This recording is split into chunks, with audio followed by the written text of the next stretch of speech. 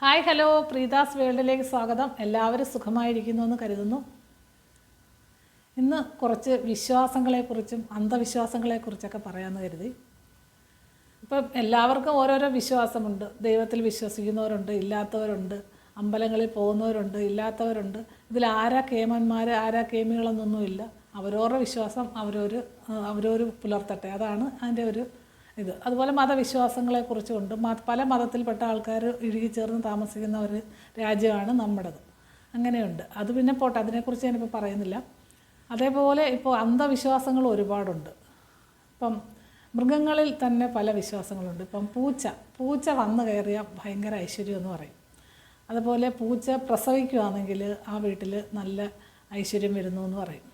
അതുപോലെ പൂച്ച കുഞ്ഞിനെ എടുത്തുകൊണ്ട് ഇപ്പം 3 വീടൊക്കെ അത് മാറിപ്പോകുമല്ലോ ഈ പ്രസവിച്ച് കഴിയുമ്പോൾ. അപ്പോഴത്തേക്കിന് അങ്ങനെ 3 വീടുകൾ മാറി മാറി പോയിട്ട് വരുമ്പോൾ ആ പൂച്ച ഒരു കുഞ്ഞിനെയും കൊണ്ടൊരു വീട്ടിലോട്ട് വരുവാണെങ്കിൽ അതും വളരെയധികം നല്ലതാണെന്ന് പറയും. അങ്ങനെ പൂച്ചയെക്കുറിച്ച് കുറച്ച് അന്ധവിശ്വാസങ്ങളുണ്ട്. അതുപോലെ ഈ പൂച്ച തന്നെ കുറുക്കിയാടി കഴിഞ്ഞാൽ ഭയങ്കര ദോഷമാണെന്നും പറയും. പൂച്ച കുറുക്കിയാടി എന്ന് പറഞ്ഞാൽ എത്രയോ പേര് വണ്ടി നിർത്തിയിട്ട് പിന്നെ പുറകോട്ട് നടന്ന് പിന്നെ മുമ്പോട്ട് പോകുന്നതൊക്കെ നമ്മൾ കാണുന്നുണ്ട്. അങ്ങനെ പൂച്ചയെക്കുറിച്ച് കുറേ അന്ധവിശ്വാസങ്ങൾ അങ്ങനെ. പിന്നീട് പട്ടി. അതേസമയം പട്ടിയെക്കുറിച്ച് ഭയങ്കര ഇതിനേക്കാൾ നെഗറ്റീവാണ്. പട്ടി വന്ന് കയറിയ കാലനാണ്, അത് പട്ടി വന്ന് കയറിയ ദോഷമാണ്. ഈ ഇടയ്ക്ക് ഞങ്ങളുടെ വീട്ടിലൊരു പട്ടി വന്ന് കയറി. ഞങ്ങളുടെ വീട്ടിലെല്ലാവർക്കും പട്ടിയെ ഇഷ്ടമുള്ള ആൾക്കാരായതുകൊണ്ട് അതിന് ചോറൊക്കെ കൊടുത്തു. അതിപ്പോൾ ഇവിടെ അങ്ങ് ഇണങ്ങി ഇവിടെ ആളായി. അത് എല്ലാവർക്കും അറിയാമല്ലോ, എൻ്റെ വീഡിയോയിലൊക്കെ കാണുന്ന അവനാണ്. പക്ഷേ ചിലരൊക്കെ എന്തെല്ലാം പറഞ്ഞു, ഇനി അത് വന്ന് കയറിയ കാലന, നിങ്ങളുടെ വീട്ടിൽ എന്തോ ദോഷം സംഭവിക്കാൻ പോകുന്നുണ്ട്, അതുകൊണ്ടാണ് പട്ടി വന്ന് കയറുന്നത്, ഭയങ്കര ദോഷമാണ്, അതുകൊണ്ട് നിങ്ങൾ ആ പട്ടിയെ പറഞ്ഞു വിടണമെന്ന് പറഞ്ഞവരുണ്ട്. ഇനിയിപ്പോൾ എന്തായാലും അത് പോവാതെ കിടക്കുന്നതുകൊണ്ട് നമ്മൾ അതിന് ആഹാരമൊക്കെ കൊടുത്തിട്ടിട്ടുണ്ട്. ഇനിയിപ്പോൾ അതിനകത്ത് എന്തോ ദോഷം വന്നാലും നമ്മൾ അനുഭവിക്കുക, അത്രയേ ഉള്ളൂ. അങ്ങനെയൊന്നുമില്ല, നമുക്ക് വരാനുള്ളത് വരുമെന്നുള്ളതാണ് ഞങ്ങളുടെ ഒരു ചിന്ത. പിന്നെ അതുപോലെ ഒരു പട്ടി, ഈ പെൺപട്ടി പ്രസവിക്കുകയാണെങ്കിൽ ആ വീട് മുടിഞ്ഞു പോകും. അതുകൊണ്ട് പെൺപട്ടി, ഒരു ഗർഭിണി പട്ടി ഉണ്ടായിരുന്നു, അതിനെ ഇട്ട ആൾക്കാർ ഓടിപ്പോടിപ്പാ, അങ്ങോട്ടോടിക്കും ഇങ്ങോട്ടോടിക്കും ബഹളമാണ്. അപ്പോൾ അത് എവിടെയോ പ്രസവിച്ച് കിടപ്പുണ്ട്. അതുപോലെ ആ പട്ടി എന്നാൽ ഞങ്ങളുടെ തൊട്ട് താഴത്തെ വീട്ടിൽ ആദ്യത്തേത് പ്രസവിച്ചു. പക്ഷേ ആ പട്ടിയെ പ്രസവിച്ചുകൊണ്ട് അവർക്ക് ദോഷമൊന്നും അവർക്കും ഉണ്ടായിട്ടൊന്നുമില്ല. അവർക്ക് അതിലൊന്നും ഒരു വിശ്വാസം ഇല്ലാത്തതുകൊണ്ട് അവർ പറയുന്നതായിട്ട് അതിനെന്തോ പട്ടിക്ക് എവിടെയെങ്കിലും പ്രസവിക്കേണ്ടതെന്ന് പറയും. പിന്നെ ഇതേ ഉള്ളൂ, പട്ടി പ്രസവിക്കുന്നിടത്ത് ഭയങ്കര അഴുക്കായിരിക്കും. അന്നേരം അത് വൃത്തിയാക്കി എടുക്കുന്ന ബുദ്ധിമുട്ടുകൊണ്ടൊക്കെ ആയിരിക്കും ആൾക്കാർ അങ്ങനെ പറയുന്നതെന്ന് തോന്നുന്നു. പിന്നീട് എനിക്ക് തോന്നുന്നത് പട്ടി പ്രസവിച്ചാൽ ഒരുപാട് കൊച്ചുങ്ങൾ കാണും, ഈ 5, 6, 7 എണ്ണം കാണും. പിന്നെ അതെല്ലാം കൂടെ വളർന്നു വരുമ്പോൾ ഉള്ള ബുദ്ധിമുട്ടൊക്കെ ഓർത്തിട്ടായിരിക്കും പണ്ടുള്ള ആൾക്കാർ ഈ പട്ടി പ്രസവിക്കുന്നത് ദോഷമാണെന്ന് പറയുന്നതെന്നാണ് എനിക്ക് തോന്നിയിട്ടുള്ളത്. പക്ഷേ പൂച്ച പ്രസവിക്കുന്നത് നല്ലതാന്ന് പറയുന്ന കാര്യം, പൂച്ച നല്ല വൃത്തിയുള്ളൊരു ജീവിയാണല്ലോ. അപ്പോഴത് വൃത്തിയുള്ള സ്ഥലത്തേ കിടക്കുമോ, വൃത്തിയുള്ള നല്ല വീടൊക്കെ നല്ല വൃത്തിയുള്ളിടത്തേ അത് ഇരിക്കത്തുള്ളൂ. അതുപോലെ അത് എങ്ങും ഒരു വൃത്തികേടാക്കത്തില്ല എന്നൊക്കെ ഉള്ളതാണ്. പൂച്ച പ്രസവിച്ചാൽ ആ ഭാഗം കണ്ടാൽ വൃത്തികേടായിട്ടിരിക്കത്തില്ലെന്നാണ് പറയുന്നത്. അങ്ങനെ നമ്മൾ കണ്ടിട്ടില്ല. അങ്ങനെ വൃത്തികേടില്ലാത്ത ഒരു ജീവിയാണ് പൂച്ച. അതുകൊണ്ട് പൂച്ച പ്രസവിച്ചാൽ നല്ലതാണ്, പട്ടി പ്രസവിച്ചാൽ ഭയങ്കര ദോഷമാണെന്നാണ് പറയുന്നത്. പക്ഷേ ഇപ്പോൾ ഓരോരുത്തർ പട്ടികളെ വളർത്തുന്നുണ്ടല്ലോ, അത് വീട്ടുകളിൽ തന്നെ വളരെ ആഘോഷത്തോടുകൂടി പ്രസവിപ്പിക്കുന്നുണ്ട്.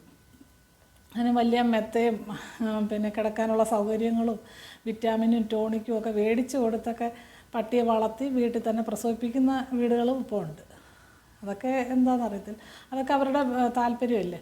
അവർക്കൊന്നും ഒരു ദോഷവും അവർക്കില്ലെന്നാണ് അവർ പറയുന്നത്. പക്ഷേ ഈ പട്ടി വന്ന് കയറി വീടുകളിൽ പ്രസവിക്കുന്നത് വീട്ടുകാർക്ക് ഭയങ്കര ദോഷമാണെന്നും പറയുന്നുണ്ട്.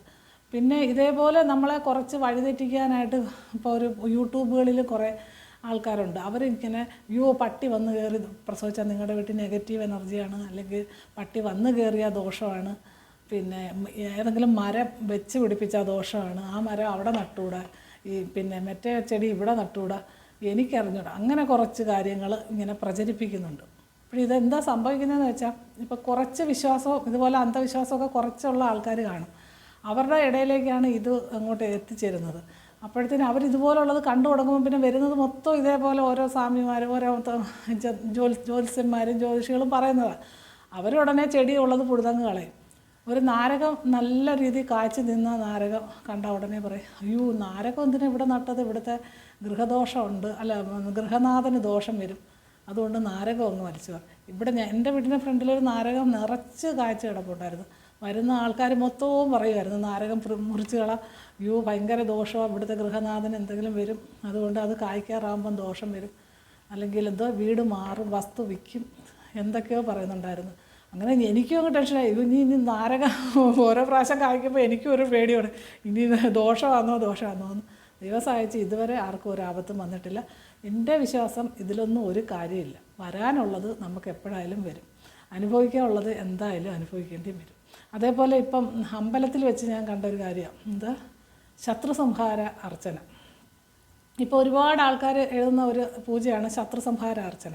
അമ്പലക്കാരും അതിന് വലിയ പബ്ലിസിറ്റി കൊടുക്കും, കാരണം ഒരുപാട് ശത്രുക്കളുള്ള ആൾക്കാരാണല്ലോ എല്ലാവരും. അന്നേരം അമ്പലത്തിലേക്ക് നല്ലൊരു വരുമാനം കിട്ടുമല്ലോ. അതിന് വേണ്ടിയിട്ട് ഇന്ന് ശത്രുസംഹാര അർച്ചനയുണ്ട്, എല്ലാവരും അതിൽ പങ്കെടുക്കണമെന്ന് 10 വട്ടം വിളിച്ചും കൂടെ പറയും. അപ്പോഴീ ആൾക്കാർ അങ്ങോട്ട് എഴുതും. ഞാൻ കേട്ടുകൊണ്ട് നിൽക്കുക, ഒരു സ്ത്രീ ശത്രുസംഹാര അർച്ചനയുടെ റെസിപ്റ്റ് എഴുതുക. അവർ ചോദിക്കുക, ശത്രുവിൻ്റെ പേരല്ലേ പറയേണ്ടതെന്ന്. അപ്പോൾ എഴുതുന്ന ആൾ പറയും, ശത്രുവിൻ്റെ പേര് പറയണ്ട, നിങ്ങളുടെ പേര് പറഞ്ഞാൽ മതി. ഉടനെ അവരുടെ പേരും നാളും പറഞ്ഞു. എന്നിട്ട് അവർക്ക് സംശയം തീരുന്നില്ല, എൻ്റെ പേര് നടത്തിയാൽ പറ്റത്തില്ലല്ലോ, ശത്രുവിൻ്റെ പേരിലല്ലേ പറയേണ്ടത്. അന്നേരം ഇപ്പോൾ ഒരുപാട് ശത്രുക്കളുണ്ടെങ്കിൽ എത്ര ശത്രു സംഹാര അർച്ചന നടത്തേണ്ടി വരുമെന്ന് ഓർത്ത് നോക്കുക. സത്യത്തിൽ ശത്രു സംഹാര അർച്ചന എന്ന് പറഞ്ഞാൽ എന്തുവാ? നമ്മുടെ ഉള്ളിലുള്ള ശത്രുക്കളെ നമ്മുടെ ഉള്ളിലുള്ള ശത്രുക്കളാണ് നമ്മുടെ ശത്രുക്കൾ. നമുക്കുണ്ടാകുന്ന അസുഖങ്ങൾ, മനപ്രയാസങ്ങൾ, വിഷമങ്ങൾ, സമ്മർദ്ദങ്ങൾ, ഡിപ്രഷൻ, അതേപോലെ സന്തോഷമില്ലായ്മ, നെഗറ്റീവ് ചിന്തിക്കുക, ഇതൊക്കെ നമ്മുടെ ഉള്ളിലുള്ള വിഷമങ്ങളാണ് നമ്മുടെ ശത്രുക്കൾ. അതിനെ ഇപ്പോൾ ഒരു അമ്പലത്തിൽ ഒരു പൂജ ചെയ്യുമ്പോൾ അവിടെ പോയിരിക്കുമ്പോൾ അത്ര ഒരു പോസിറ്റീവ് എനർജി കിട്ടും എന്നുള്ള ഒരു പ്രതീക്ഷയിൽ നമ്മളത് ചെയ്യുക എന്നുള്ളതേ ഉള്ളൂ. അല്ലാതെ നമ്മുടെ ശത്രു സംഹാര അർച്ചന എന്ന് പറഞ്ഞാൽ നമ്മുടെ അയലോക്കത്തുള്ള ശത്രുവിനെ പിന്നെ ദൈവം പോയി ആപത്ത് കൊടുത്ത് അവരെ നശിപ്പിക്കുക എന്നുള്ളതല്ല. ഇങ്ങനെ ഞങ്ങൾ ഹിന്ദുക്കളുടെ ഇടയിലാണ് ഇത് കൂടുതലും. എല്ലാത്തിനെക്കുറിച്ചും ഇങ്ങനെ സംശയങ്ങളും എല്ലാത്തിനെക്കുറിച്ചും അങ്ങ് പിന്നെ ആകുലതകളും അങ്ങ് വിഷമങ്ങളും, അയ്യോ ഇനി അത് അവിടെ നട്ടാൽ കൊള്ളാമോ, ഇവിടോട്ട് ഇറക്കിയാൽ കൊള്ളാമോ, അവിടെ നിന്ന് പൂത്താൽ എന്തെങ്കിലും ദോഷമുണ്ടോ, എത്രയോ പേര് കൊന്ന മരം വെച്ച് പിടിപ്പിക്കരുതെന്ന് പറയും. എന്താ കാര്യമെന്ന് എനിക്കറിയില്ല. ഒരുപാട് വീട്ടുകളിൽ പൂത്ത് നിൽപ്പുണ്ട്, അവർക്ക് ആർക്കും ഒരു ദോഷവും ഞാനിതുവരെ കണ്ടിട്ടില്ല. പക്ഷേ ഒരുപാട് പേര് പറയും വീട്ടിൽ കൊന്ന വെച്ച് പിടിപ്പിക്കല്ലേ, ഭയങ്കര ദോഷമാണ്. ശ്രീകൃഷ്ണന് ഏറ്റവും ഇഷ്ടമുള്ള കൊന്നപ്പൂ ഇഷ്ടമാണ്. രാവിലെ കണി കാണാൻ ഏറ്റവും നല്ല പൂവ് അതാണ്. പക്ഷേ എന്തുകൊണ്ടാണെന്ന് അറിയത്തില്ല, അങ്ങനെ പറയുന്നത് കേൾക്കാം. പിന്നെ കൂവളം നട്ടുപിടിപ്പിച്ചുകൂടാ.